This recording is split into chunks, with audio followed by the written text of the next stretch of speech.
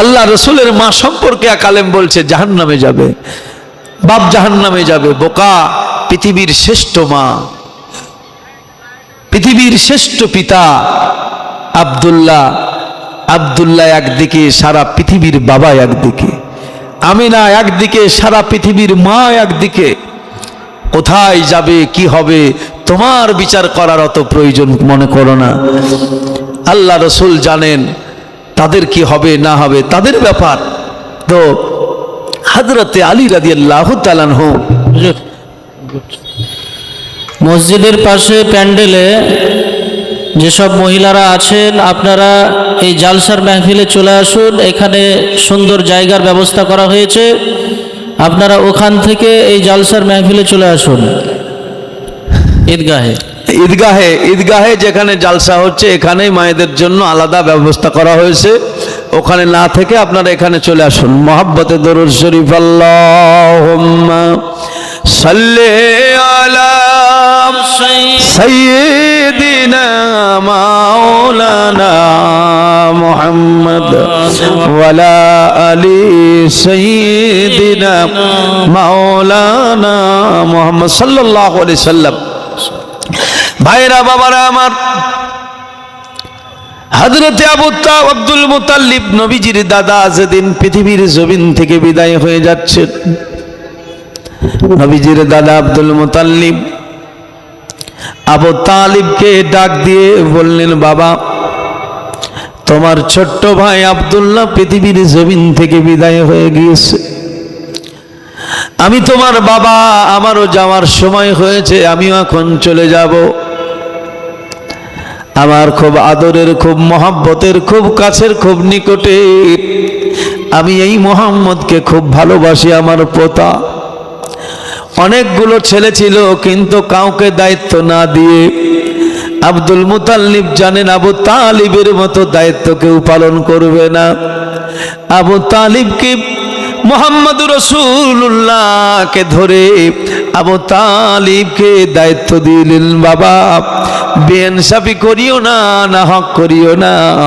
আমার এতিম, আমার পোতা মুহাম্মদকে তোমার দায়িত্বের অধীনে রেখে গেলাম। দাদু বিদায় হয়ে চলে গেলেন। আবু তালিব চাচা জীবনে কোনোদিন ভাতিজা বলে সম্বোধন করেন নাই, কারণ হয়তো ভাতিজা বললে একটু পরে পর দূর দূর মনে হয়। কোনো মানুষ কেউ জিজ্ঞাসা করলে উনি বলতেন আমার এটা সন্তান, সন্তানের পরিচয় দিতেন, এটা আমার ছেলে। অনেক কথা। যাই হোক, নবীজিকে এত আদর যত্ন করেছেন, এত দেখাশোনা করেছেন। যাই হোক, আস্তে আস্তে নবীজির যখন বিবাহ সম্পন্ন হলো মা খাদিজার সাথে, সেই সময় মা খাদিজাকে নবীজি পেয়ে নবীজির সাংসারিক জীবনে কোনো রকম আর অভাব থাকলো না। আল্লাহ পাক কোরআনের মধ্যে একটা সূরা দিয়েছেন, সূরা দুহা পড়ে দেখবেন। ফাআম্মাল ইয়াতীমা ফালা তাকহার ওয়া আম্মাস সাইলা ফালা তানহার ওয়া আম্মা বিনি'মাতি রাব্বিকা ফাহাদ্দিস। এই সূরার মধ্যে, এই আয়াতগুলোর মধ্যে নবীজির কথা লেখা আছে। আল্লাহ পাক নবীকে বলছেন, বন্ধু গো, আমি আপনাকে এতিম অবস্থায় পেয়েছি, আপনাকে আমি সাইল অবস্থায় পেয়েছি, আপনাকে এত ধন সম্পদের মালিক বানিয়ে দিয়েছি, আপনাকে এত বড় করে দিয়েছি, এত মর্যাদা দিয়েছি। ওগো নবী, আপনার দুঃখ কষ্ট আমি আল্লাহ পাক সব আপনার ভুলিয়ে দিয়েছি। মা খাদিজাকে নবীজি পেয়ে নবীজির সাংসারিক জীবনে যে দুঃখ কষ্ট ছিল সব দূর হয়ে গিয়েছে। আবু তালিবের বেশ কিছু সন্তান নিয়ে সাংসারিক জীবনের মধ্যে বড় টানাপড়া চলতেছে। এই সময় আপনার আমার নবী ভাবনা চিন্তা করে দেখলেন, আমার চাচা আবু তালিব ছোট্ট থেকে আমাকে নিয়ে আদর করেছে, যত্ন করেছে, কোনো রকম কোনো কিছু অভাব হতে দেয় নাই। এই দুর্ভিক্ষের সময়, এই দুরবস্থার সময় আমি যদি আমার চাচার কাছ থেকে একটা ছেলে আমি নিয়ে নিই, আমার চাচার বোঝাটা একটু হালকা হয়ে যাবে। তাই নবীজি গেলেন, চাচা আবু তালিবকে বললেন, কিন্তু আবু তালিব মুখ ফুটে যেন বলতেও পারেন না, কিন্তু মনের দিক থেকে ইচ্ছা আছে। কেউ কি চাই যতই দুঃখ কষ্ট হোক ছেলে কাউকে দেবে, কিন্তু মনের দিক থেকে মনে করুন ইচ্ছাও আছে। আমার নবীজি ইচ্ছা বুঝতে পেরে অন্য কাউকে না নিয়ে বাচ্চা হযরতে আলী রাদিয়াল্লাহু তাআলা আনহুকে নবী নিয়ে চলে গেলেন। আবু তালিব তাতে সম্মতি ছিল, কোনো অসুবিধা হলো না। এই বাচ্চা অবস্থা থেকে হযরতে আলীকে আপনার আমার নবী লালন পালন করে। সেই কারণে আল্লাহর হাবিবের পূর্ণ আদর্শ, পূর্ণ চরিত্র যদি দেখতে হয়, হযরতে আলী রাদিয়াল্লাহু তাআলা আনহুকে দেখতে হবে। ভাইরা বাবারা আমার, শুধু হাদিস কোরআন পড়ে বুঝতে পারা যাবে না, হাদিস কোরআন পড়তে হবে অবশ্যই। আর নবীর সাহাবীদের জীবনটাকে পড়ে ওই হাদিসটাকে আপনাকে বুঝে নিতে হবে। হাদিস বলেছেন রাসূল আর আমল করেছেন সাহাবায়ে কেরাম। সাহাবায়ে কেরামের আমল দেখে আপনাকে বুঝে নিতে হবে নবীকে কেমন করে ভালোবাসতে হয়, ইসলাম ধর্ম কিভাবে পালন করতে হয়। হযরতে আলী রাদিয়াল্লাহু তাআলা আনহু আশিকে রাসূল, দিওয়ানে মুস্তাফা, হঠাৎ একদিন দেখতেছেন রাতের বেলা আল্লাহর নবী আর মা খাদিজা দুইজনে নামাজ আদায় করতেছেন। হযরতে আলী রাদিয়াল্লাহু তাআলা দেখলেন, দেখার পরে আল্লাহর হাবিবকে বলছেন, হুজুর আপনারা দুইজনে রাতের বেলা কি যেন করতেছেন, এই উঠা বসা ইত্যাদি আমি দেখেছি। আমার নবী বলছেন, আলী তুমি দেখে ফেলেছো? বলে হ্যাঁ। আল্লাহর হাবিব তখন বললেন, আলী গো, আমরা এইভাবে আল্লাহর ইবাদত করি, আল্লাহর বন্দেগী করি। হযরতে আলীকে নবী বললেন, তোমার যদি ইচ্ছা হয়, তোমার কি মনে ইচ্ছা হচ্ছে এটা করার? হুজুর বলছেন, আলী রে, যদি তোমার মনে ইচ্ছা হয় তাহলে তোমাকে আগে ইসলাম ধর্ম গ্রহণ করতে হবে। তবে তুমি বাচ্চা, আমি তোমাকে প্রেশার দেব না, আমি তোমাকে বলবো না, তুমি বাচ্চা নাবালক, তোমাকে যদি আমি এখন মুসলমান করি, পৃথিবীর মানুষ বলবে মুহাম্মদ সাল্লাল্লাহু আলাইহি সাল্লাম লালন পালন করেছে আলীকে, তাই জোর করে ইসলাম ধর্ম কবুল করিয়েছে। কত সূক্ষ্ম! এই সূক্ষ্ম বিষয়বস্তুগুলোকে যদি আমরা বুঝতে পারি, জাহান্নাম, কিসের জাহান্নাম, কিসের জাহান্নাম, আল্লাহর কসম করে বলতে পারি ঈমানদার মুমিনদের জন্য কোনো জাহান্নাম নাই, কোনো জাহান্নাম নাই, কোনো পুলসিরাত নাই। पुलसिरात से पुल से उतारो, रह गुजर को खबर ना हो, जिब्रील पर बिछाए तो उस पर को भी खबर ना हो। जिब्रील अलैहिस सालाम पर बिछिए রাখবেন, সে পর পর্যন্ত জানতে পারবে না নবীর উম্মত কখন চলে গেছে। জোরে বলুন সুবহানাল্লাহ। নিজেকে তৈরি করুন, নিজেকে পবিত্র করুন। জগতে এসেছেন, যাওয়া তো লাগবেই, যেতে ভয় কিসের? দাদা গেছে, বাবাও গেছে, কেউ তো ফিরে আসবে না, এমনই ভাবে যেতে হবে, বুঝে কেন বুঝো না? কাফনের কাপড় পরতে হবে, এ কাপড় তো থাকবে না। ধনী থাকো গরিব থাকো, আজরাইল কাউকে ছাড়বে না। যাওয়া যখন লাগবে আগে থেকেই প্রস্তুতি হয়ে যাব।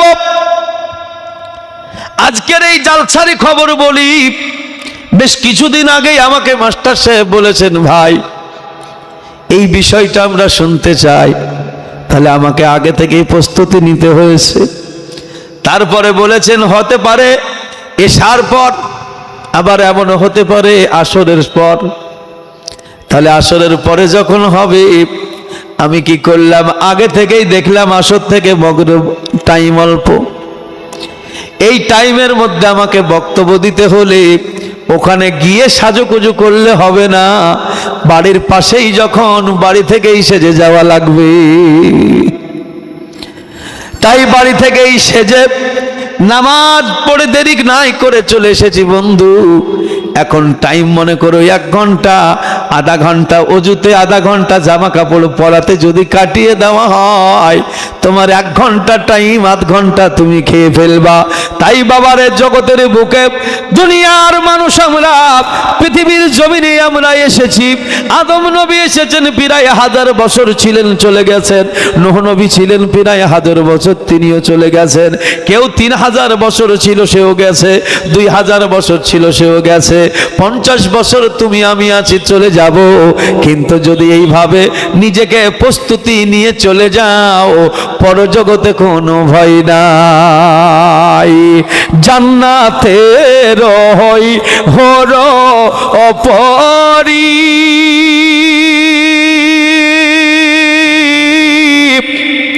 আরে নিবে মোদের বরণ করিয়ে, জান্নাতে রই হর অপরি,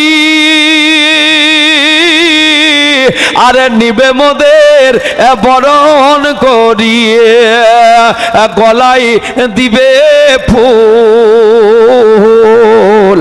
আল্লাহর হাবিব মায়ার নবী গো মোহাম্মদ রাসূল, আল্লাহর হাবিব দয়াল নবী গো মোহাম্মদ রাসূল।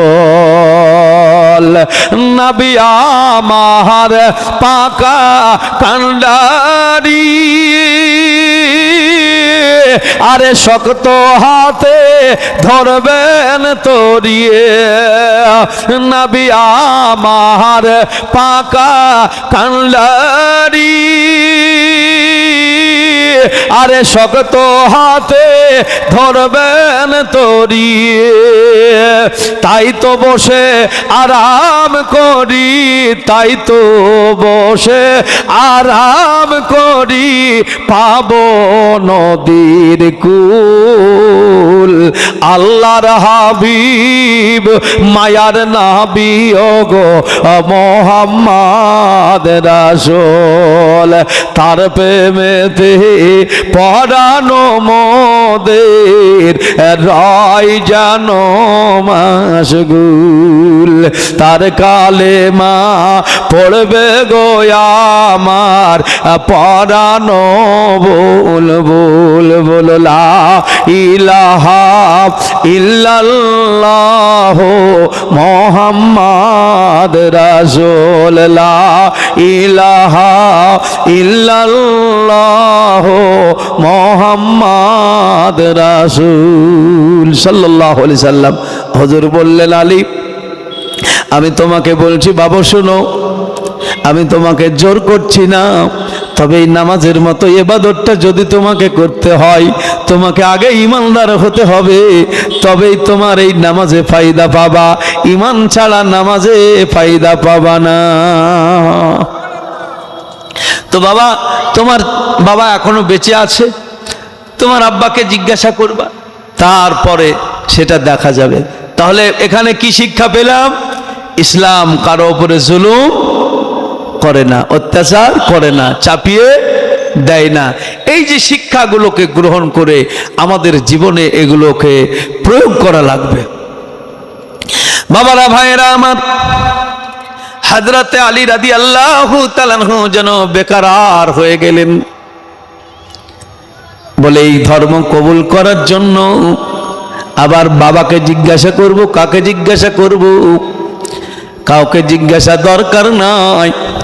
সকাল হলো, হযরত আলী নবীকে গিয়ে বললেন, হুজুর আমার জিজ্ঞাসার প্রয়োজন নাই, আপনি আমাকে পড়িয়ে দেন, আপনি ইমানদার বানিয়ে দেন।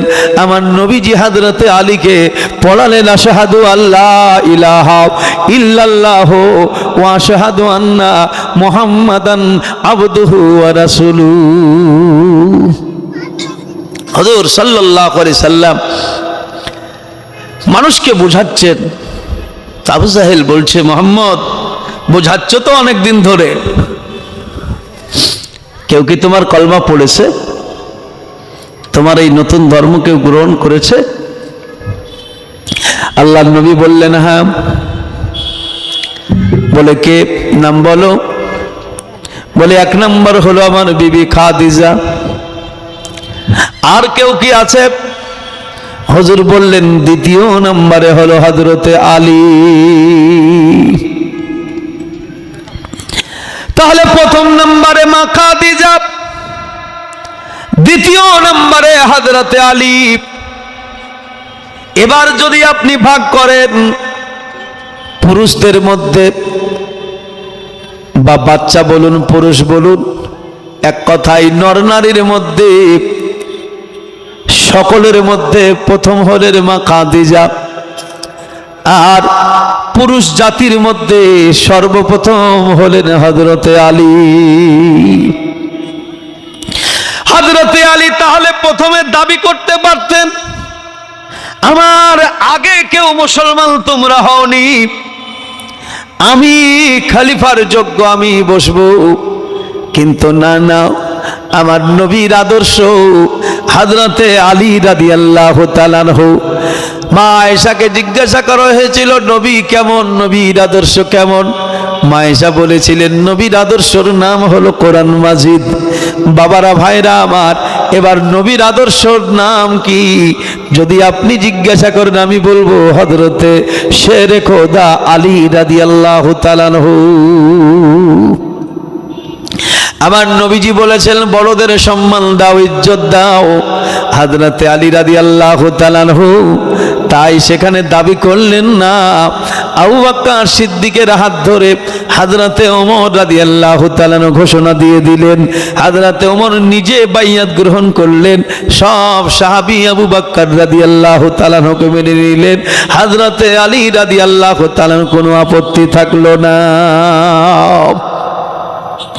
বাবা জীবন ভাইরা আমার, এইভাবে হযরতে আলী রাদিয়াল্লাহু তাআলা আনহুর কথাটা আবু জাহেলকে যখন রাসূল বললেন, খাদিজা ইসলাম গ্রহণ করেছে, তারপরে আমার বাড়িতে যে বাচ্চা আলী সে ইসলাম গ্রহণ করেছে।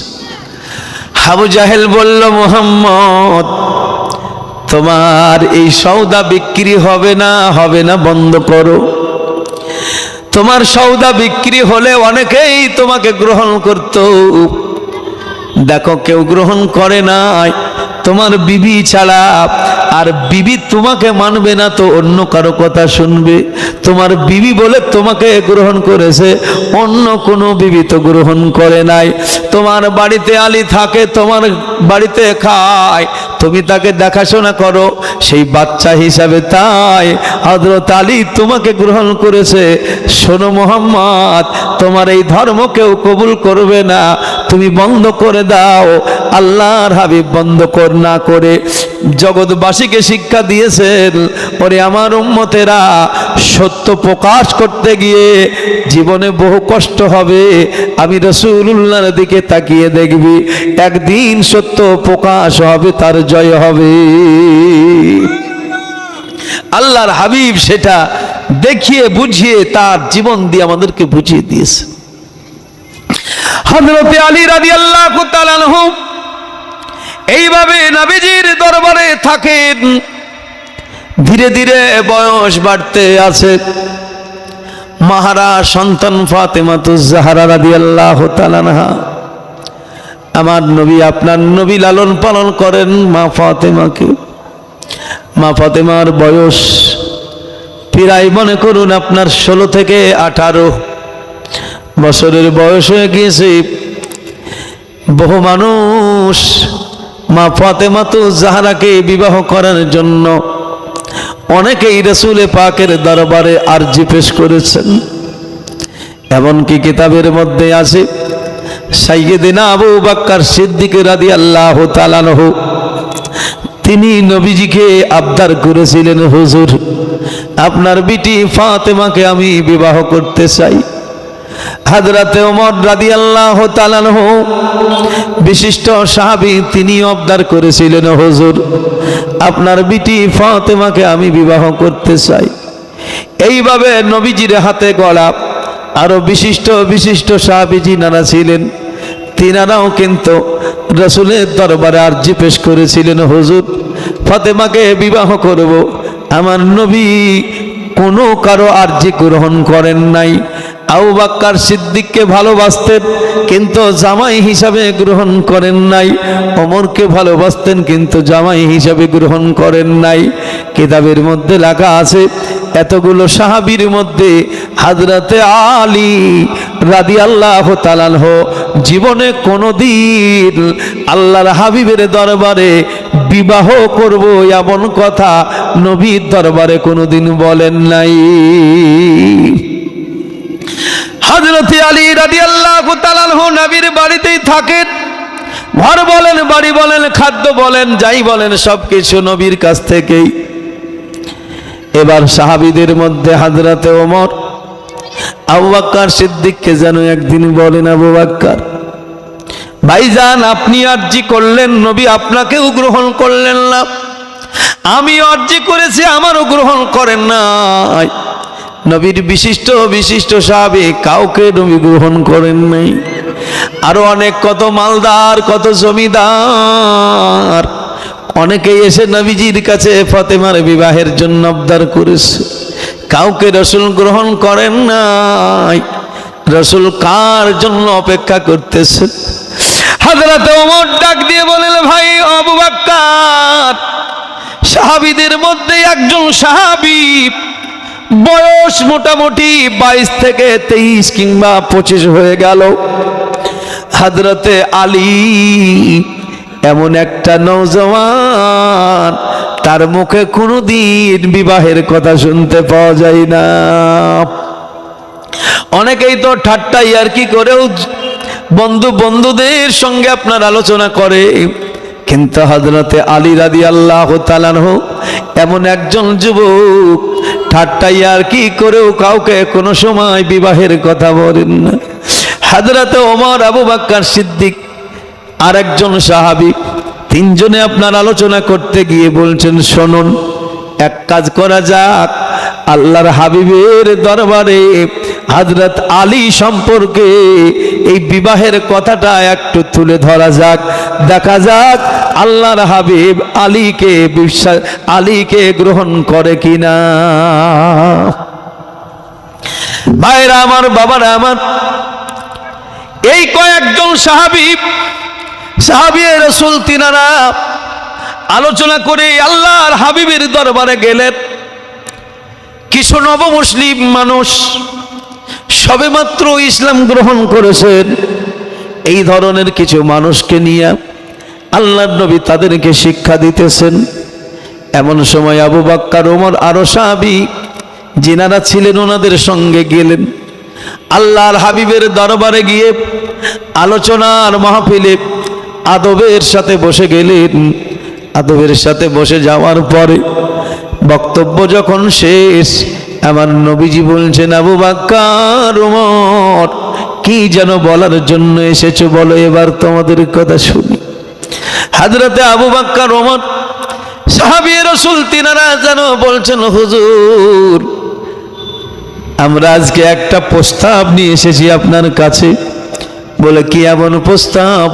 বলে নবী গো, আপনার বেটি ফাতেমার বিবাহের প্রস্তাব নিয়ে এসেছি।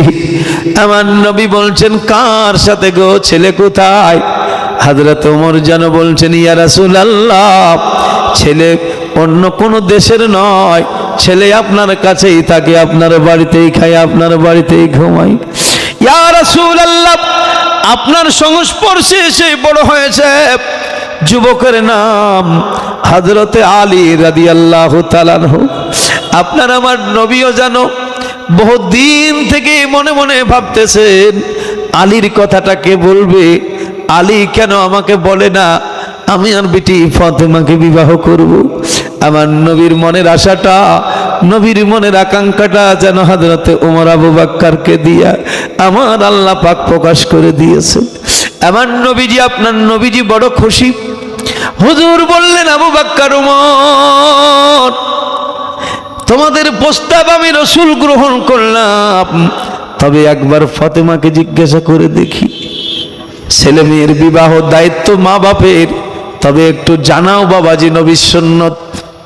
আপনি যেখানে গ্রহণ করেছেন সেখানে বিটি গ্রহণ নাও করতে পারে, মনোমালিন্য না হলে সেই বিবাহ বন্ধন টিকে না।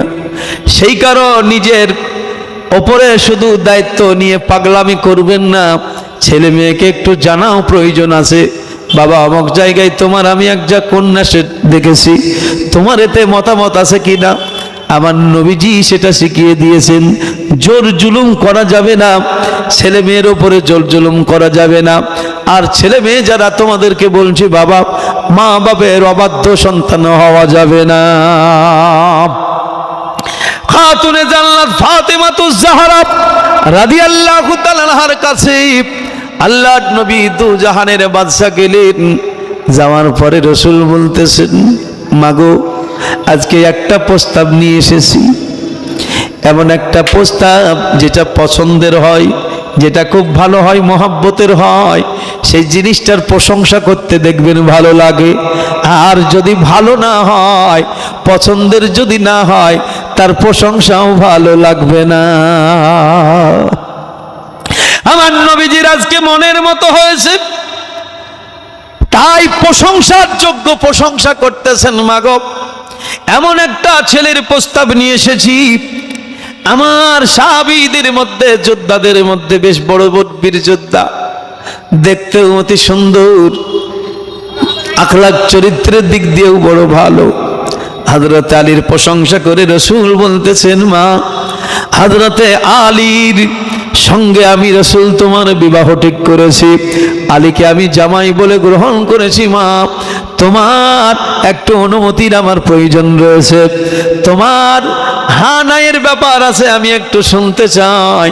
খাতুনে জান্নাত ফাতেমাতুজ জাহরা রাদিয়াল্লাহু তাআলা আনহা আল্লাহর হাবিবের কথা প্রসঙ্গে বুঝতে পেরেছেন, আমার আব্বা হুজুর আমার জামাই হিসাবে, স্বামী হিসাবে হযরতে আলীকে চয়েস করেছেন। তাই খাতুনে জান্নাত চুপ হয়ে গেলেন। আমার নবী বুঝতে পারলেন বিটি ফাতেমা রাজি আছে। আল্লাহর হাবিব বেরিয়ে আসলেন। সাহাবায়ে কেরাম বসা, সাহাবায়ে কেরাম বসা। রাসূল বলছেন, আবু বকর, ওমর, আমার বিটি ফাতেমা রাজি, এবার তোমরা আলীকে রাজি করো। আলী কিন্তু সেখানে ছিলেন না। এনারা বড় আনন্দের সাথে আলীকে খোঁজ করতে লাগলেন। খোঁজ করতে গিয়ে মদিনার পার্শ্বে মনে করুন মাঠঘাট, সেই মাঠে হযরতে আলীকে পেয়ে গেলেন। আবু বকর, ওমর রাদিয়াল্লাহু তাআলা আনহুমা হযরতে আলীকে দেখে বললেন, আলী গো, তোমার জীবন ধন্য, তোমার কপাল বড়। যারা কেউ কল্পনা করেছে কিন্তু ভাগ্যে জুটে নাই, আলী রে, তোমার ভাগ্যে ফাতেমা জুটে গেছে। আল্লাহর হাবিব রাজি হয়েছে, মা ফাতেমা তিনিও রাজি হয়ে গেছেন, তোমাকে স্বামী রূপে গ্রহণ করেছেন। হযরতে আলী বলতেছেন, আপনারা আমার বয়সে বড়, আমি আপনাদের বয়সে ছোট, আপনারা কেন আমার সঙ্গে ঠাট্টাই আর কি করেন? ফাতেমাকে আমার স্বামী বলে গ্রহণ করতে পারে নাকি? আমার নবী কি আমাকে গ্রহণ করতে পারে? আপনারা ঠাট্টা আর কি কেন করতেছেন? সাহাবায়েরা বলছেন, আলী গো, তুমি একবার যাও, যাওয়ার পরে তাহলে তখন বিশ্বাস হবে বাস্তবেই নবীজি তোমার উপরে রাজি আছে। হযরতে আলী রাদিয়াল্লাহু তাআলা নবীজির দরবারে গেলেন। আল্লাহর হাবিবের দরবারে বসা। বলবো বলে বলতে না পারলে নবীজি বলছেন, কিছু বলার জন্য এসেছো? বুঝতে পেরেছি আমার ফাতেমার বিবাহের জন্য এসেছো। হযরতে আলী তখন বলছেন, হুজুর, আমি এমন একজন মানুষ, এমন একজন যুবক যার ঘর নাই, বাড়ি নাই, কোনো কিছুই নাই, নবীর বাড়িতেই থাকে, রসুলের বাড়িতে খাওয়া দাওয়া পেলে খাই, না পেলে আলী অনাহারে দিন কাটাই। কেমন করে বলতে পারি আমি বিবাহ করব? আল্লাহ রসুল বলছেন, আলী রে, আমি রসুলকে এই মক্কা মদিনার বহু ধনীরা বিবাহের প্রস্তাব দিয়েছিল ফাতেমার। সাহাবীদের মধ্যে বড় বড় সাহাবী সবাই প্রস্তাব দিয়েছি, আমি রসুল কারো প্রস্তাব গ্রহণ করি নাই। আমি নবী আলী তোমার দিকেই চেয়েছিলাম, আজকে সেটা প্রকাশ হয়ে গেছে। আলী গো, আমি রসুল রাজি, ফাতেমাও রাজি, তবে বিবাহে কিছু খরচা পাতি হবে, কিছু টাকা পয়সা থাকলে জোগাড় দাও। আজান হয়েছে গো, আজান নামাজের পরে আবার ইনশাল্লাহ হবে। এখান থেকে ইতি করছি, আপনারা এখানে জামাত হবে, আপনারা জামাতের পিছনে ওযু করার ব্যবস্থা আছে, ইনশাল্লাহ জামাতের পরে আবার বক্তব্য হবে। আসসালামু আলাইকুম। যাদের ওযু আছে তেনারা কাতার দিয়ে বসে যান। মুহাম্মাদিন সাল্লি আলা মুহাম্মাদ, হরদম জবান সে নিকালো পাক নামে মুহাম্মদ, হরদম জবান সে নিকালো শফিয়ানা মুহাম্মদ সাল্লাল্লাহু আলাইহি সাল্লাম। সভাপতি সাহেব হিসাব মতো আজকের জালসার পরিচালনায় যিনি আছেন, আমাদের মুফতি সাহেব, উনি তো আছেন, কিন্তু মূল পরিচালনায় মাস্টার সাহেব। মূল পরিচালনায় মাস্টার সাহেব। মাস্টার সাহেব এখন বলছেন একটু ঝাঁকিয়ে দাও, কিন্তু এখন আর বললে হবে না। তার কারণ ডোর সভাপতির হাতে যদি থাকে, মানে লাগাম একজনের হাতে, আর ঘোড়াকে যদি বলি কি ছোট হবে না, মানে ঘোড়াকে ছেড়ে দিতে হবে, তখন ও দৌড়বে। মানে যদি বাউন্ডারির মধ্যে বক্তাকে আটক করে দেন যে এই রাস্তাতে রুটে চলতে হবে, এখন সেই রুটে যা যা আছে সেই মোতাবিক বক্তব্য রাখতে হবে। আর যখন বলবেন লাগাম ছাড়া, যে বাবা তোমার ইচ্ছায় তুমি চলো, তখন এদিক ওদিক থেকে বহু দিক আপনার কালেকশন করা যায়। আর একটা রুট ধরে নিলে তখন সেই রুট ছাড়া অন্য রুটে যাওয়াটাও ঠিক হবে না। তো হযরতে আলী রাদিয়াল্লাহু তাআলা আনহুর জীবনে অনেক কিছু আছে, আলহামদুলিল্লাহ আমাদের জন্য শিক্ষণীয় বিষয়। মাস্টার সাহেব আমাদের উপযুক্ত, আমি বাস্তবেই মনে করি আমাদের মাস্টার সাহেব যিনি আছেন, এরকম আরও গ্রামে অনেকেই আছেন উপযুক্ত ব্যক্তি। বাবা, উপযুক্ত ব্যক্তি ছাড়া দেশ চলে না। ছেলে মেয়েকে শিক্ষায় দিয়ে যোগ্য তৈরি করুন। আজকে 5টা মাস্টার থাকবে, আলেম থাকবে, পুলিশ প্রশাসন বিভাগে কিছু মানুষ থাকবে। শিক্ষিত যত হার বাড়বে, দেশের মান সম্মান ইজ্জত তত বাড়বে। তো কয়েকজন মাস্টার পর্বতপুরে আছেন, নতুনভাবে আর কেউ হলো কিনা বলতে পারছি না। তো যাই হোক, পুরাতন যেনারা আছেন অনেকেই চলে গিয়েছেন। তো যাই হোক, খুব সুন্দর মাহফিল আমাদের। আল্লাহ পাক এই মাহফিল এবং আপনাদের আশা বাসনা, মনের ইচ্ছা সমস্ত কিছু আল্লাহ পাক কবুল করুন। বলুন আল্লাহুম্মা আমিন। আর একটু জোরে মহব্বতের সাথে বলুন আল্লাহুম্মা আমিন। আর একবার ভক্তি সহকারে মহব্বতে দরুদ শরীফ পাঠ করুন। আল্লাহুম্মা সাল্লি আলা সাইয়্যিদিনা মাওলানা। একজন নবী আসিল গো সোনার মদিনা। প্রেমের নবী, প্রেমের মানুষ, মহব্বতের মানুষ। এনাকে দেখে পালিয়ে লাভ নাই। অনেকে বলে আল্লাহকে ভয় করো, আমি বলি ভয় নয়, আল্লাহর সাথে মহব্বত করো। মহব্বত যেখানে থাকবে ভয় সেখানে থাকবে না। প্রেম করো, ভালোবাসা করো, দেখবা সব কিছু আসান হয়ে যাবে। একজন প্রেমিক আসিল গো সোনার মদিনায়। একজন নবী আসিল গো সোনার মদিনা। ও গো যার প্রেমেতে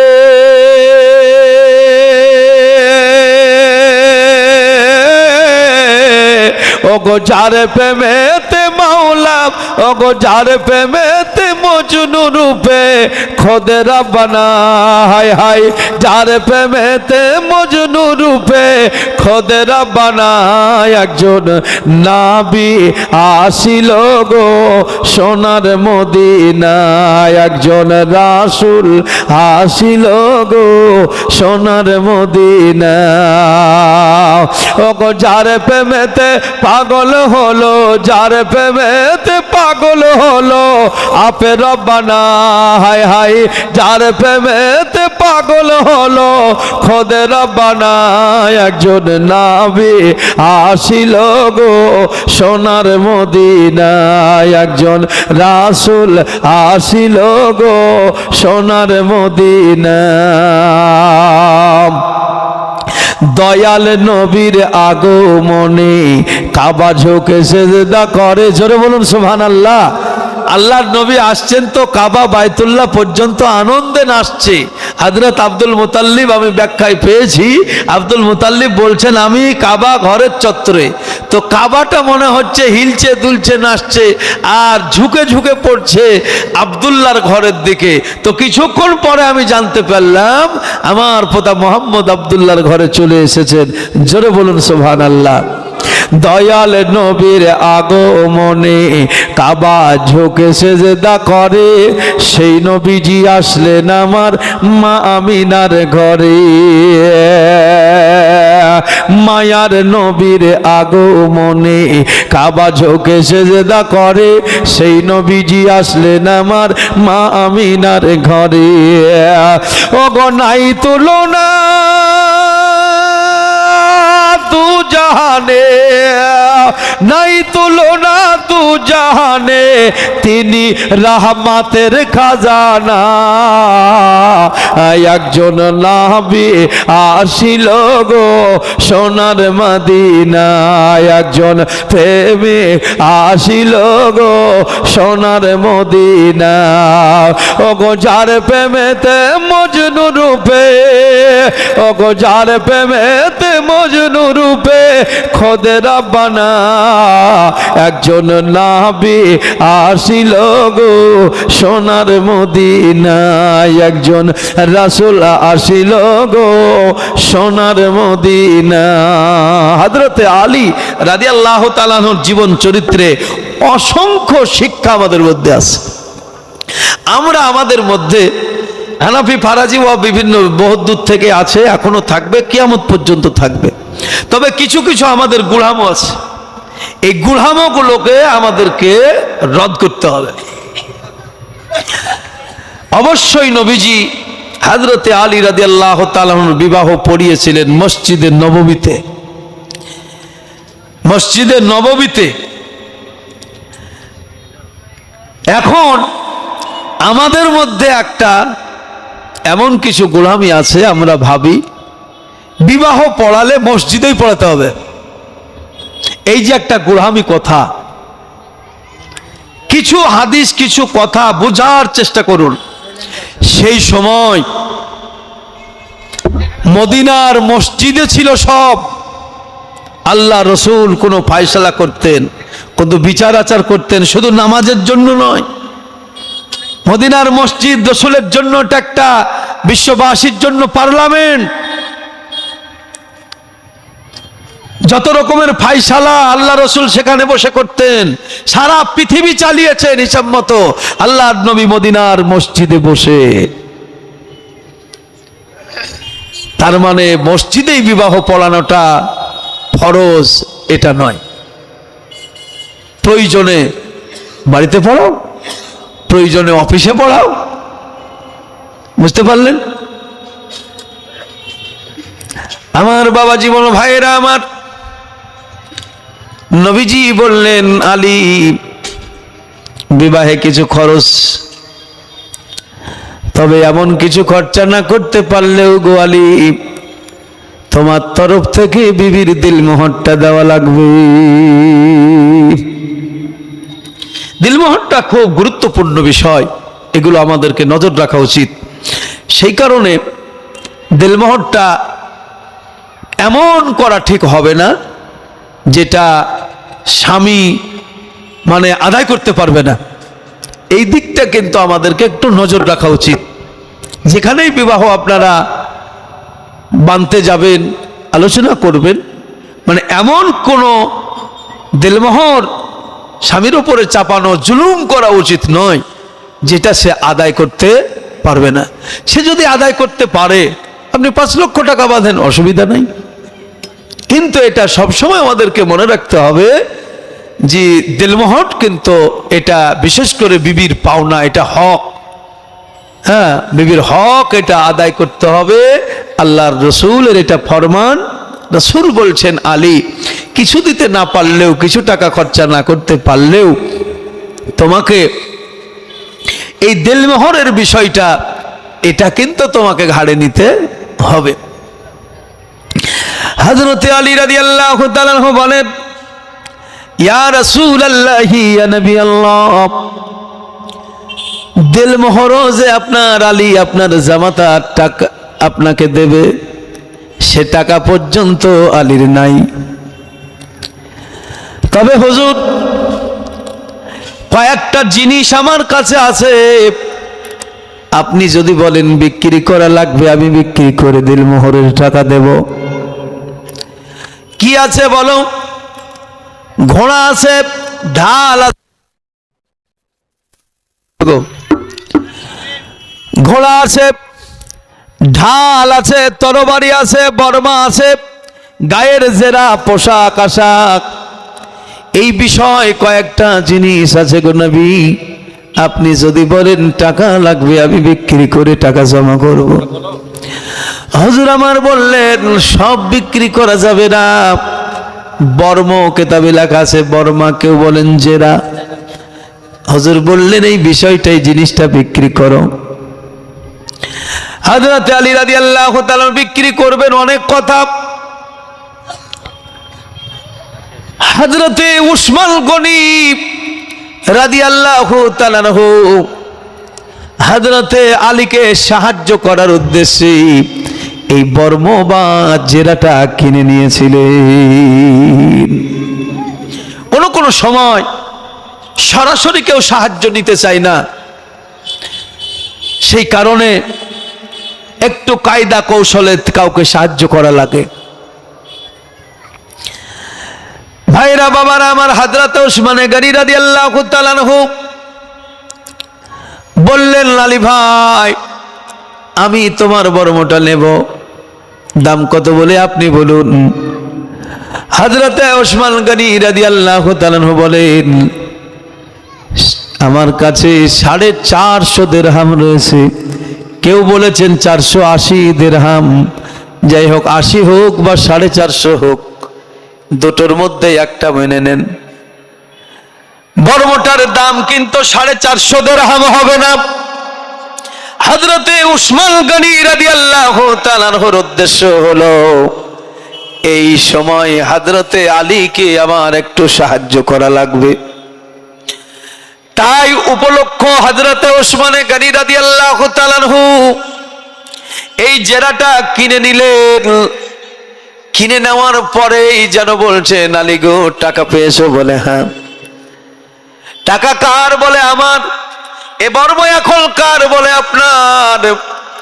উসমান গনি রাদিয়াল্লাহু তাআলা আনহু বলছেন, আলী ভাই, টাকা যখন তোমার, বর্ম যখন আমার, আমি একে ব্যবহারও করতে পারি এবং কাউকে দিয়েও দিতে পারি, আমি ফেলেও দিতে পারি, আমার জিনিস, আমার অধিকার। উসমান গনি বললেন, আলী, আমি এটা তোমাকে এই বিবাহের উপহার হিসাবে উপহার দিয়ে দিলাম। কি মহব্বত, কি প্রেম, ভালোবাসা সাহাবীদের জীবনের মধ্যে। যাই হোক, বিবাহ সম্পন্ন হয়ে গেল। হযরত আলী রাদিয়াল্লাহু তাআলা আনহু নবীজির বাড়িতেই থাকেন। দীর্ঘদিন স্ত্রী নিয়ে নবীজির বাড়িতেই কেটে গেল। হযরত আলী কিন্তু চাইছেন মনে মনে ফাতেমাকে নিয়ে আলাদা সংসারে যায়। হুজুরকে কিন্তু বলতে পারেন না। ওনার একজন ভাই ছিলেন হযরতে আকিল, বয়সে তিনি ছোট। উনিও বললেন, ভাই, শ্বশুর বাড়িতে এইভাবে বেশি দিন থাকা উচিত নয়। হযরত আলী বলেন, ভাই আমারও মনে মনে তো চাইছে, কিন্তু রাসূলকে আমি বলতে পারি না, কেমন করে বলবো? নবী যদি রাজা নারাজ হন, রাজি না হন। আকিল বললেন, আমি তোমাদের বিষয়টা বলবো। এইভাবে বাবারা, ভাইয়েরা আমার, যাই হোক, আল্লাহর হাবিবকে যখন প্রস্তাবটা দেওয়া হলো, আল্লাহর নবী বড় খুশি মনে প্রস্তাব গ্রহণ করলেন। আলী গো, এটা তো বিরাট খুশির বিষয়, তোমার বিবিকে নিয়ে তুমি আলাদাভাবে থাকতে চাও। ভাইরা আমার, বাবারা আমার, সাংসারিক জীবনে অনেক কথা ছিল, ব্যাখ্যা করতে গেলে অনেক টাইম লাগবে। যাই হোক, হযরতে আলী রাদিয়াল্লাহু তাআলা আনহু মদিনার কোনো একটা জায়গায় আপনি একটা ঘর ভাড়া নিলেন। সেই ভাড়াটিয়া ঘরে আল্লাহর নবী এবার মা ফাতেমা আলীকে সেখানে বিদায় করবেন। সেই দিন মদিনার মসজিদে উপস্থিত যারা ছিলেন, সেই দিন আল্লাহর নবী সকলকে দাওয়াত দিয়ে কিছু খাওয়া দাওয়া করিয়েছিলেন। মানুষকে খাওয়ানো এটা বড় সুন্নত আল্লাহর হাবিবের। তাই মানুষ হোক আর মানুষ মারা যাক, মা বাবার নামে খাওয়ান, মা বাবার উদ্দেশ্যে, দানের উদ্দেশ্যে, বরকতের উদ্দেশ্যে মানুষকে খাওয়ানো বড় একটা ভালো স্বভাবের কাজ। আজকে এই যে জালসা, এই জালসাটাও একটা সাদকা, একটা দান। এই জালসাকে উপলক্ষ করে অনেকের রুজির ব্যাপার আছে, অনেকেই অনেক রকমের দোকান। তারপরে এই যে আজকে আমি খিচুড়ি রান্না দেখলাম, এই খিচুড়িতে কত সামগ্রী আপনাদেরকে কিনতে হয়েছে। উন্নয়নটা কোথা থেকে আসবে? গাছ থেকে পড়বে? গাছ থেকে পড়বে না। এই জালসা দিলে শুধু মরার পরে জান্নাত পাবো ওটা নয়, একটা জালসায় অনেক ধরনের উপকার। আজ এই গ্রামে, বিভিন্ন গ্রামের কত মানুষ যে এসেছেন, যারা জীবনে কোনোদিন আসে নাই, সময় সুযোগ হয় না, জালসার মাধ্যমে দাওয়াত দেওয়া হয়েছে, জি ভাইজান কিংবা অমক আসো না তো কোনোদিন, আজকে আমাদের গ্রামে জালসা আছে, এই জালসা পারপাসে উপলক্ষে একটু এসো। তাহলে বহুত পুরাতন যে মহব্বতের বাঁধনটা কেটে গিয়েছিল, সেটাও দেখা যাচ্ছে আজকে জোড়া লাগছে। এই রকম ভাবে উন্নয়ন কোথা থেকে আসবে? শুধু মুখে বললে উন্নয়ন হবে না। আল্লাহ কোরআন মাজিদ দিলেন, কোরআনে বলেছেন, অমিম্মা রাযাকনাহুম ইনফিকুন, বান্দারা তোমরা খরচা করবা, শুধু পকেটে ভরেই রাখবা। ওই একটা সূরাতে আল্লাহ বলেছেন, আল্লাযী জামা মালাহু আদ্দাদা ইয়াহসাবু আন্না মালাহু আখলাদা, শুধু মাল কামাবা আর জমিয়ে রাখবা, আর রাত দিন শুধু গুনবা, খরচা একটাও করবা না। ওই টাকা আখিরাতের ময়দানে কোনো কাজে লাগবে না। আল্লাহ বলছেন, দিয়েছি আমি, খরচা করো। শুধু খরচা মানে একজন এতিমকে দেওয়াটা নয়, আজকে বিভিন্ন ধরনের খরচ। এই খরচার মাধ্যমে দেশের উন্নয়নের ব্যাপার আছে, সমাজের উন্নয়নের ব্যাপার আছে। অনেক পুরাতন সম্পর্ক সেটা আজকে মিল মহব্বতের সাগরে ডুবে একাকার হয়ে নতুন পুরাতন হচ্ছে। এগুলো আমাদের প্রয়োজন আছে, এগুলো আমাদের লাভ। আমরা যদি ভালো কাজ করি, ভালো কাজের বিনিময়ে জান্নাত, এটা আপনি ভাববেন। ভালো কাজের বিনিময়ে জান্নাত। আল্লাহ পাক কোরআন মাজিদের মধ্যে বললেন, ইন্নাল্লাযীনা আমানু ওয়া আমিলুস সলিহাত, নিশ্চয়ই যারা ঈমান এনেছে, ওয়া আমিলুস সলিহাত, সলে মানে উত্তম কাজ, ভালো কাজ যারা করেছে, এই ভালো কাজের বিনিময়ে আল্লাহ পাক বলেছেন, লাহুম জান্নাত, তাদেরকে আমি জান্নাত দান করেছি। তাহলে জান্নাতের জন্য আলাদাভাবে কিছু করা লাগবে না। এই পৃথিবীর জমিনে আমরা ভালো কাজ করলেই আমরা জান্নাতের অধিকারী হব। কি বলেন? বুঝতে পারলেন? এইভাবে জীবনটাকে সুন্দর করে বুঝে আল্লাহ রসুলের আদর্শটাকে নিজের জীবনের মধ্যে আপনি প্রয়োগ করুন, দেখবেন জান্নাত আপনাকে ডাকতেছে। আপনি জাহান্নামী হয়ে জান্নাত যদি চান, জীবনে জান্নাত আপনার কাছে আসবে না। আর আপনি জান্নাতি হন, জান্নাত আপনাকে ডাকবে, আল্লাহ তোমার বান্দা বান্দিরা কখন আমার কাছে আসবে, কবে আসবে? যখন আসবে তখন সেই জান্নাত সাফল্য হবে। আজকের এই মাহফিল এত সুন্দর করে আপনারা সাজিয়েছেন, এই জায়গায় আলেম ওলামাকে দাওয়াত দিয়েছেন, যদি আবার আলেম না আসে আপনারা কি খুশি হবেন? কখনো খুশি হবেন না। তাহলে আপনারা শ্রোতা হইয়া বক্তার দিকে চেয়ে আছেন, সেই বক্তা কখন উঠবে, বক্তার মুখের দুটো কথা শুনবো। বক্তা আসবে মানেই আপনারা, আপনাদের জীবন ঠান্ডা, বক্তা বলবে তারও জীবন ঠান্ডা, দুইজনের মধ্যে একটা অপূর্ব শান্তি পাওয়া যাবে। এবার বক্তা নাই, শ্রোতাও নাই, তাহলে কিন্তু লাভ হবে না।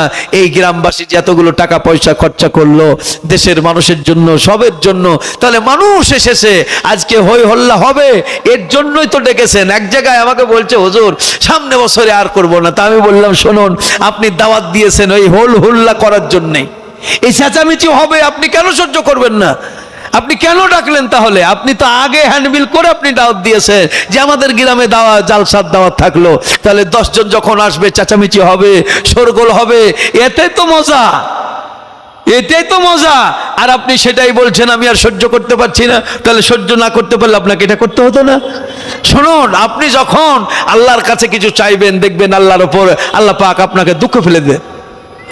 আসলে মানুষ বোঝে না, দুঃখটাই কিন্তু সুখের রাস্তা। যখনই আল্লাহর কাছে চাইবেন, আল্লাহ আমারে কিছু দাও, সুখ দাও, ইয়া দাও, ও দাও, তো সরাসরি সে জিনিসটা দেবে না, আল্লাহ পাকের তরফ থেকে দুঃখ চলে আসবে। 2000 সালের বন্যা চলে আসলো, বন্যায় সব বাড়িঘর গুলোকে ভাসিয়ে নিয়ে চলে গেল।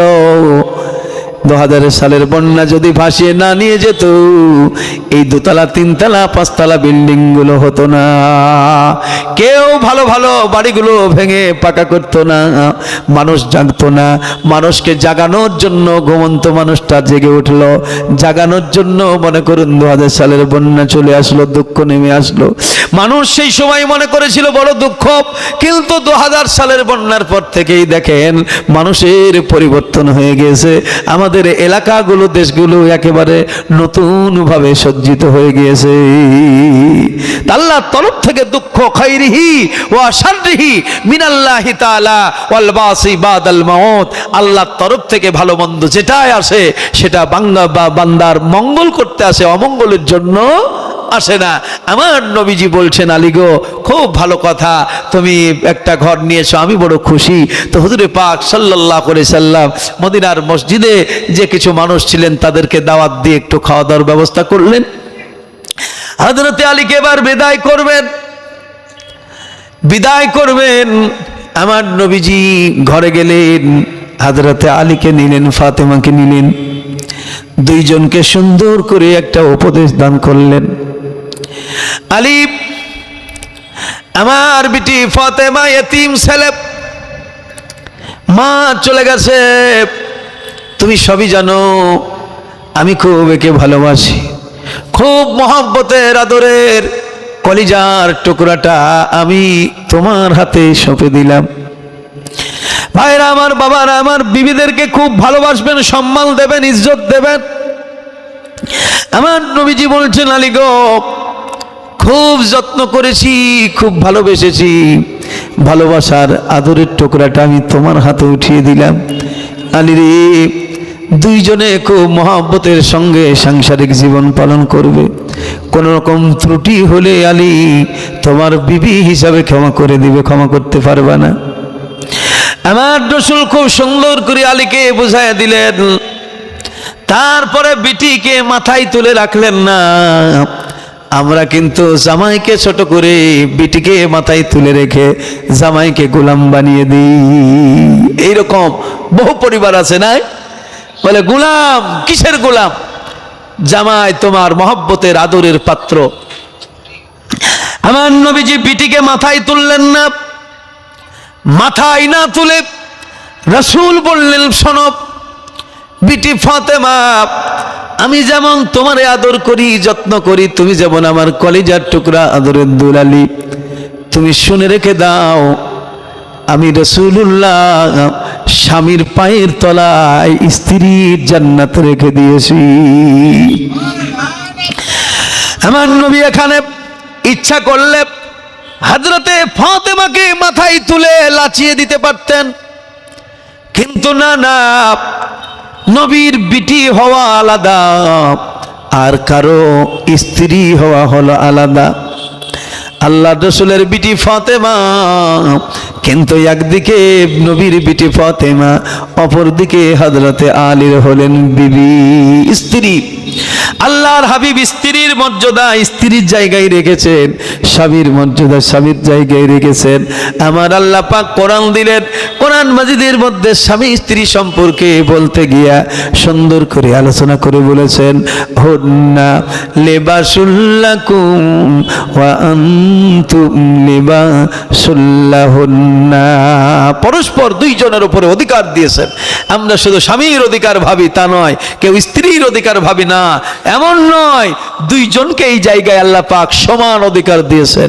মানে দুইজনের দুই রকম ভূমিকা আছে, আপন আপন জায়গায় আপন আপন অধিকার আপন আপন জায়গায় আছে, তাই সমান অধিকার। এটা তার মানে এটা নয় যে রাত 12টায় আমি চলে যাব তুমিও বেরিয়ে যাবা, এটা নয়। এগুলো হচ্ছে মূর্খের কথা, মূর্খামি কাজ, ওটা নয়। স্বামীর জায়গায় স্বামী থাকবে, স্ত্রীর জায়গায় স্ত্রী থাকবে। সে তার আদর্শ দিয়ে তার মন জয় করবে, সে তার আদর্শ দিয়ে তার মন জয় করবে। দুটো মন একাকার হয়ে সাংসারিক জীবন পালন করবে, সেই ঘরটা স্বর্গে পরিণত হয়ে যাবে। যারা এইভাবে পৃথিবীর জমিনে স্বর্গীয় জীবন আপনার পালন করবে, পরকালে জীবনে জাহান্নামে যাবে না। আল্লাহর কসম করে আমি বলতে পারি, এই দাম্পত্য জীবনের কোনো জাহান্নাম নাই।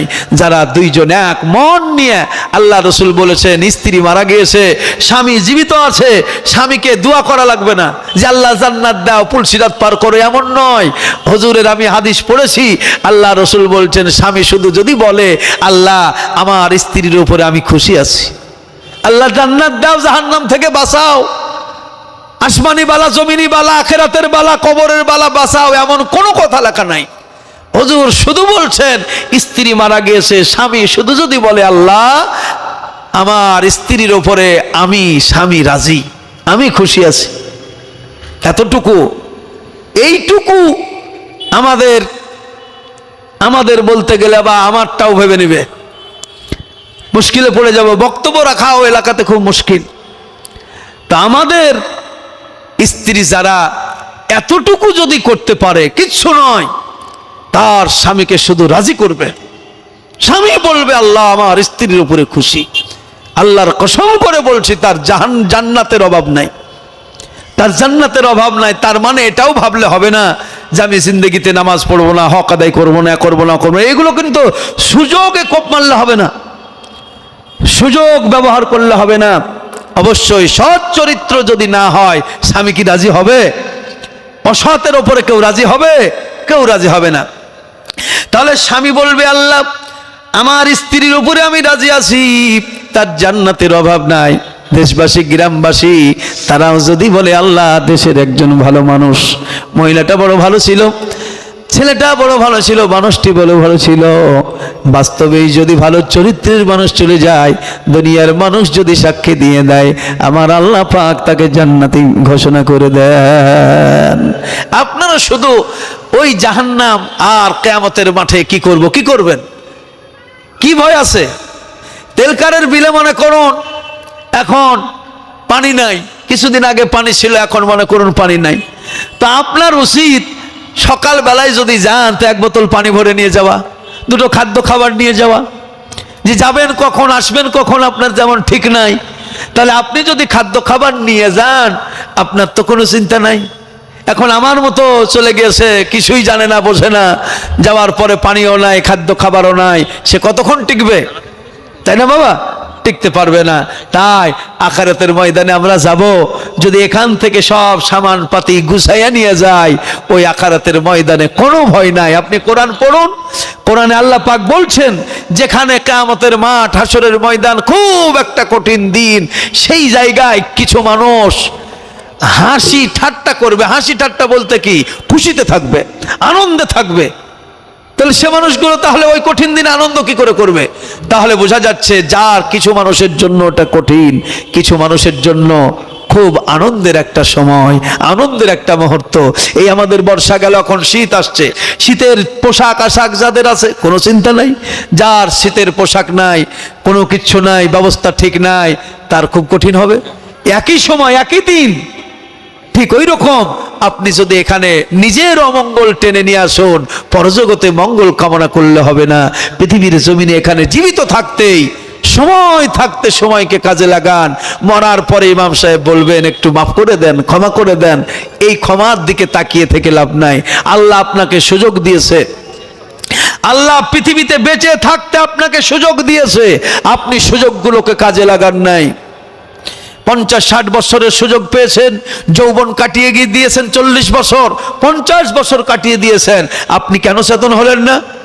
আমার 60 বছর তো কেটে গেছে, এখনো আল্লাহ আমাকে বাঁচিয়ে রেখেছে, আমি যেহেতু সুযোগ পেয়েছি 62-তে যাব না 63-তে যাব, 70 পাবো কিনা তার ঠিক নাই। কিছু মানুষ দেখা যায় 60 পার করার পরেও তার হারাম খড়ি যায় না, সে এখনো চেতন নয়। খবরদার, সারা জীবন বক্তব্য শুনবো, সারা জীবন আর শুনবো এরকম নয়। নিজের পরিবর্তন নিয়ে আসুন, চেতন হন, ঘুমন্ত সত্তাকে জাগান, নিজের জন্য একটু ভাবুন। সারা জীবন পৃথিবীর জন্য ভাবলেন, ছেলে মেয়ের জন্য ভাবলেন, 24 ঘন্টার মধ্যে আমি বলি 5 থেকে 10টা মিনিট একাকিত্বর মধ্যে চলে আসুন। ভেবে নেন আপনার বিবি বাচ্চা কিচ্ছু নাই, এক জায়গায় বসুন, যাই নামাজের পাটিতে বসে একমাত্র খেয়াল করুন নিজের দিকে, জীবন রে কি করলি? 60 বছর কাটিয়ে ফেললি, 60 বছরের মধ্যে নিজের জন্য কি কিছু করেছিস? নিজেকে একটু প্রশ্ন করুন, জিজ্ঞাসা করুন। সমস্ত কথা দেখবেন আপনাকে বলবে যে কোথায় পাপ করেছিস, কোথায় কি করেছিস না করেছিস, সমস্ত কিছু আপনার সম্মুখে ভেসে আসবে। ওমা ইয়ামাল মিসকালা যাররাতিন খায়রান ইয়ারা ওমা ইয়ামাল মিসকালা যাররাতিন শাররান ইয়ারা। আপনার বিবেক নামক মিজানে যখন আপনার জীবনটাকে ওজন করবেন, তখন আপনি দেখতে পাবেন রাতের অন্ধকারে আপনি কোথায় যাত্রা পরিমাণ কি করেছেন, দিনের উজালায় কি করেছেন, এগুলো ঠিক করেছেন না ভুল করেছেন। যদি আপনার বিবেকে বলে আমি ঠিক করি নাই, আল্লাহ পাক সুযোগ দিয়েছেন।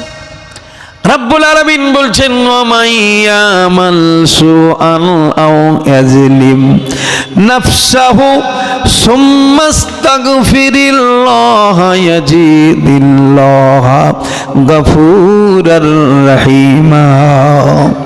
আল্লাহ রাব্বুল আলামিন বলছেন বান্দারা শোনো, তুমি যখন এখন টের পেয়ে গেছো আর তুমি আমাকে যখন জানায় দিয়েছো আল্লাহ 65 বছরের জীবন আমি কাটিয়েছি খারাপ জায়গায়, তুমি যখন সুযোগ দিয়েছো মাবুদ আমি তওবা করতেছি, আমি তওবা করতেছি। পৃথিবীর জমিনের পানি আপনাকে পবিত্র করতে পারবে না।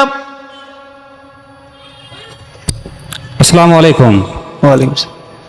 বিশেষ করে মা বোনেদের উদ্দেশ্যে বলছি, যে যিনারা বসার স্থান ঠিক করতে পারছেন না তিনাদেরকে বলছি যে আপনারা ঈদগাহের ময়দানে চলে আসুন। এই প্যান্ডেলের মধ্যে আপনাদের সাইডে বসার ব্যবস্থা করা হয়েছে, আপনারা ঈদগাহের মধ্যে চলে আসুন, এখানে আপনাদের বসার ব্যবস্থা করা হয়েছে। আসসালামু আলাইকুম।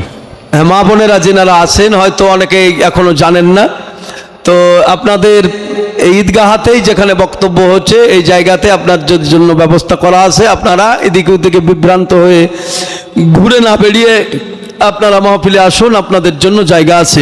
মুহাব্বতে দরুদ শরীফ আল্লাহুম্মা সাল্লি আলা সাইয়্যিদিনা মাওলানা মুহাম্মদ ওয়া আলা আলি সাইয়্যিদিনা মাওলানা মুহাম্মদ সাল্লাল্লাহু আলাইহি ওয়াসাল্লাম। তো বাবা, নিজের জন্য আরেকটা আয়াত আপনাকে বলি। আল্লাহ পাক বলছেন ইয়া আইয়ুহাল্লাযীনা আমানু কু আনফুসাকুম। কু আনফুসাকুম, আনফুস মানে হচ্ছে আপনি, অন্য কেউ নন। কু আনফুসাকুম ওয়া আহলিকুম, তুমি বাঁচো এবং তোমার পরিবার বর্গকে বাঁচাও। আহলিকুম নারা মানে জাহান্নামের আগুন থেকে। তাহলে নিজেকে বাঁচা লাগবে। তাই আমি বলবো 24 ঘন্টার মধ্যে নিজেকে একটু টাইম দেন।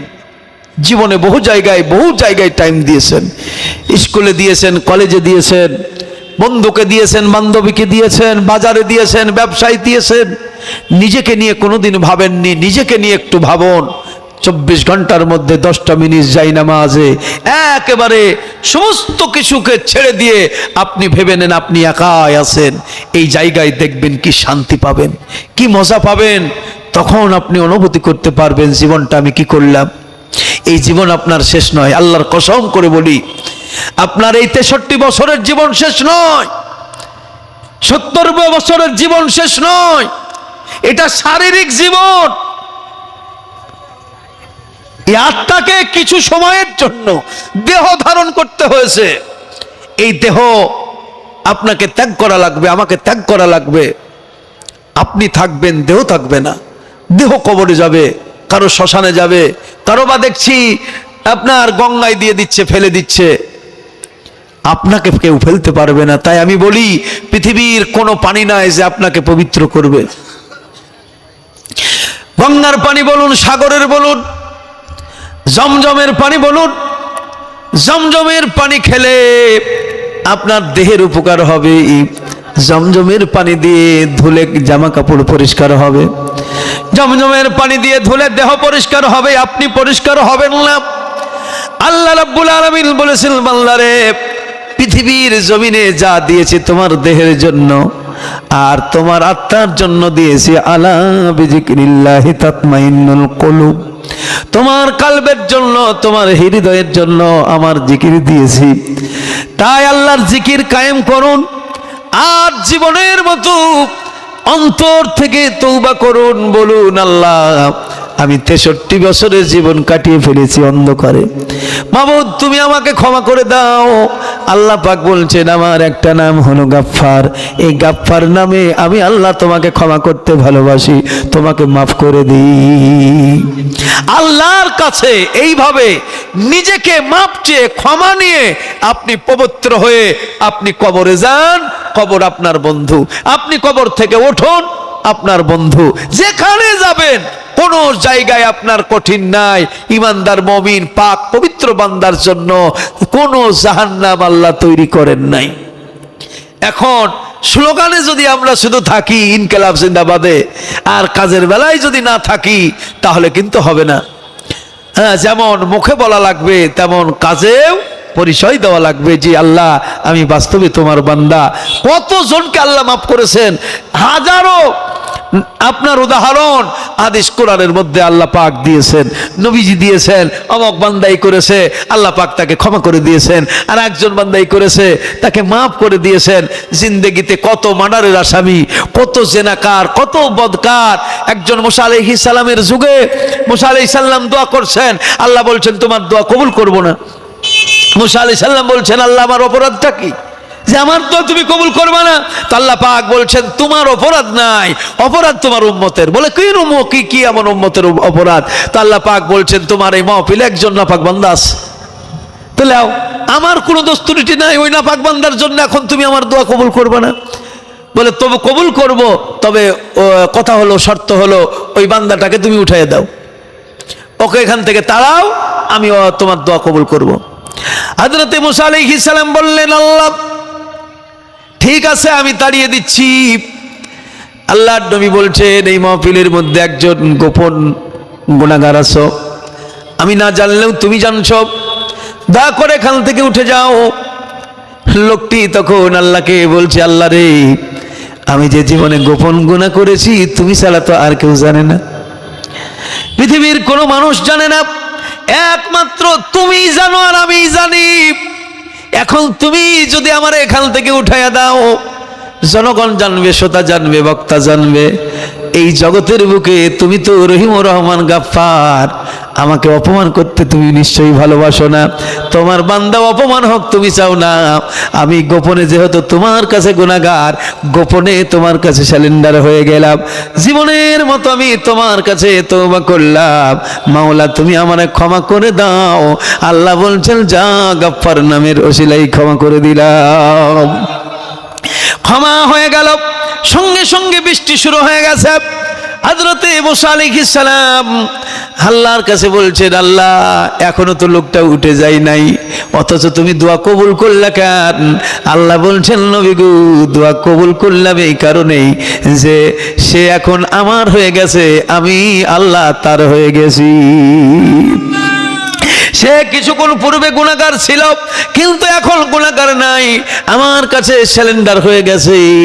আল্লাহ চাই বান্দা আমার কাছে বলুক 63 বছরের জিন্দেগি অন্ধকারে কাটিয়েছেন, আলো নাই, আলো যখন পেয়েছেন একটা মিনিট, আমি বলবো 5টা মিনিট জীবনকে দেন। কুআন ফসাকুম, আপনি নিজে বাঁচুন, দেখবেন আপনার ওসিলায় হাজারো পরিবার বেঁচে যাবে।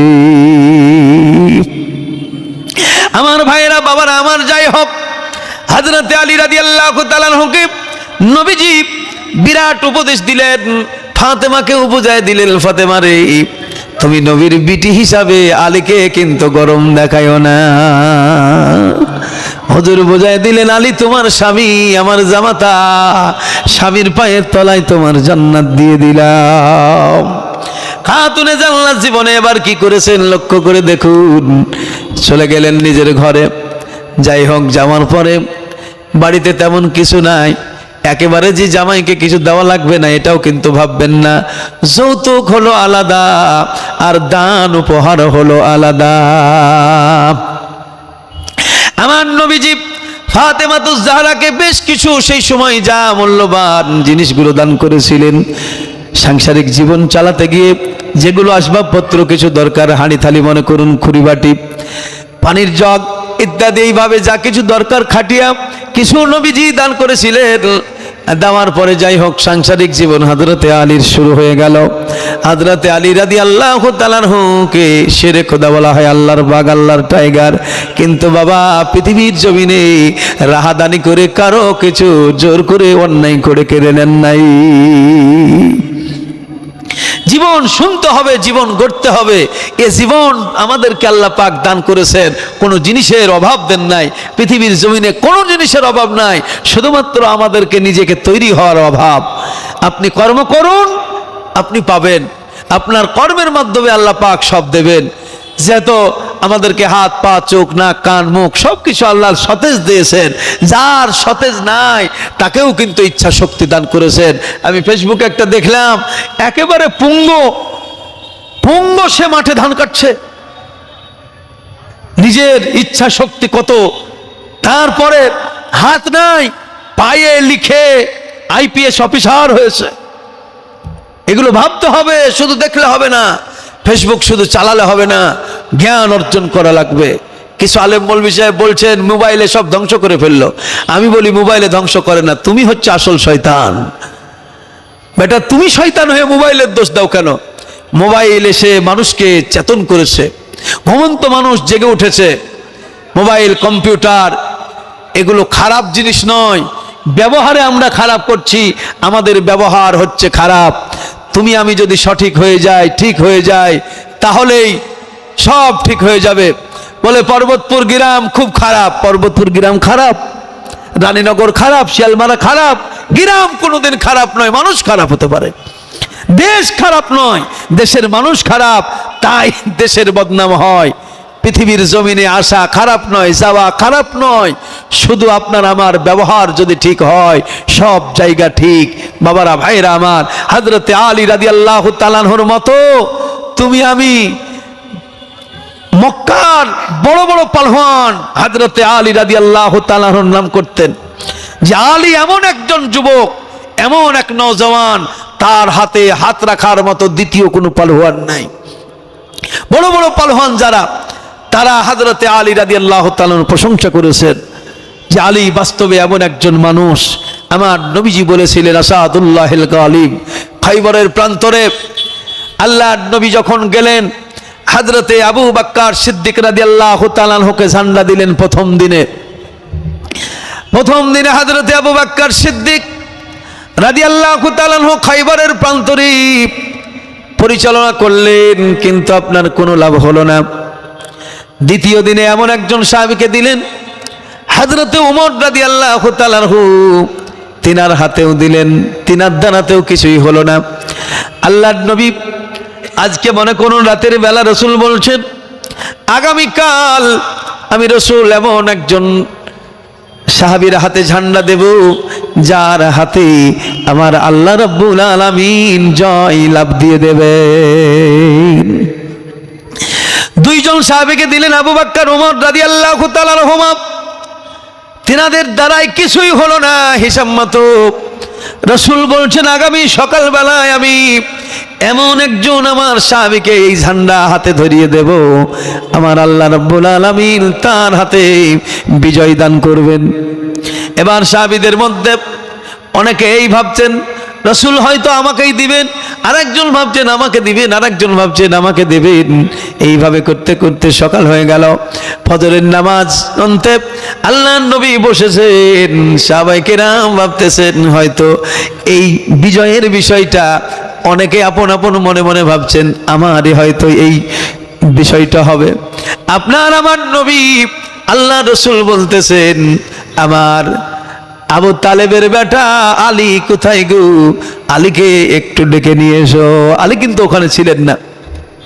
সাহাবীরা বললেন, ইয়া রাসূলুল্লাহ, ইয়া নবী আল্লাহ, হযরত আলী রাদিয়াল্লাহু তাআলা আনহুর চোখে ব্যথা, তাই এখানে আসতে পারেন নাই। রাসূল বলছেন, ব্যথা হোক আর যা হোক, আলীকে ডাকো। হযরত আলীকে ডেকে নিয়ে আসা হলো। আল্লাহর নবীর দরবারে হাজির হলেন হযরত আলী রাদিয়াল্লাহু তাআলা আনহু।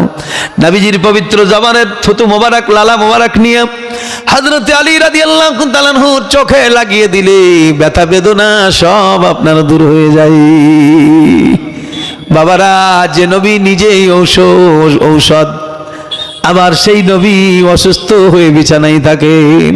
এ আজব খেলা, অত সোজা নয় ভাই। শুধু হাত পা চোখ কান মুখ দেখে নবীকে নিজের মতো ভাবিও না। হ্যাঁ, হযরতে মা হালিমাতুস সাদিয়া রাদিয়াল্লাহু তাআলা আনহা, নবীজির দুধ খাওয়া অবস্থা যখন, নবীজির ওই রকম চোখে ব্যথা, তো হযরতে হালিমাতুস সাদিয়া রাদিয়াল্লাহু তাআলা আনহা একজনের বাড়ি নিয়ে গিয়েছেন এক কবিরাজের কাছে। কবিরাজ বলছে, হালিমা তুমি কারে নিয়ে এসেছো আমার কাছে? কারে নিয়ে এসেছো? তোমার ছেলের ঔষধ আমার কাছে নাই, তোমার ছেলের ঔষধ তোমার ছেলের কাছে আছে।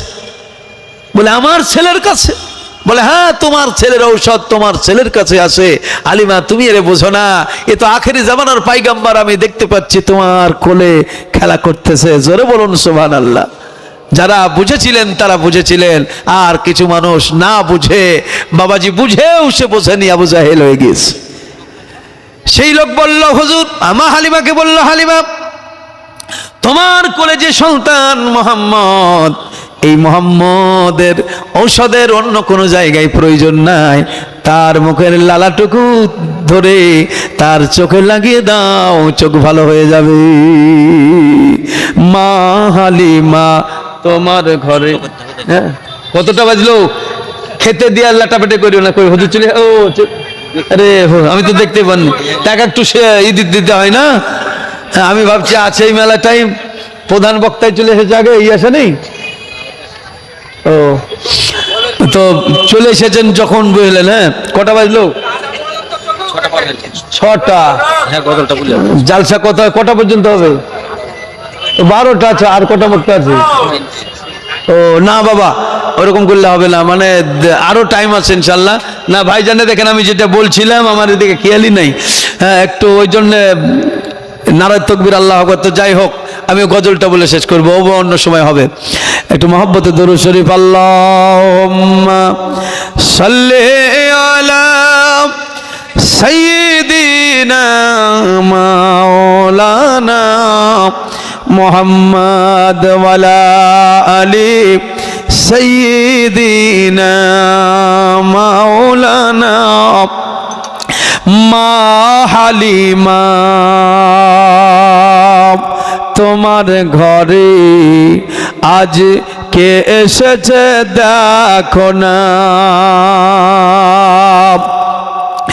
মা হালিমা তোমার কোলে আজ কে এসেছে দেখো না। অগপ দিল দুনিয়ার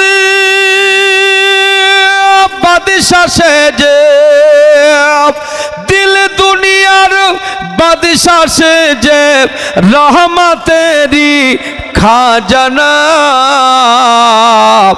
মা হালিমা তোমার ঘরে আজকে এসেছে বলো না। নবীজি আমার দোলনা হতে চেয়ে থাকেন আকাশের দিকে, নবীজি আমার দোলনা হতে চেয়ে থাকেন আকাশের দিকে। চাঁদের সাথে হেসে হেসে, চাঁদের সাথে হেসে হেসে করেন নবী খেলনা। মা হালিমা তোমার ঘরে কে এসেছে দেখো না। পাড়ার লোক সব ঝাঁকে ঝাঁকে এসে বলে হালিমাকে, বাতি কেন জলে রাতে, বাতি কেন জলে রাতে, ও হালিমা বলো না।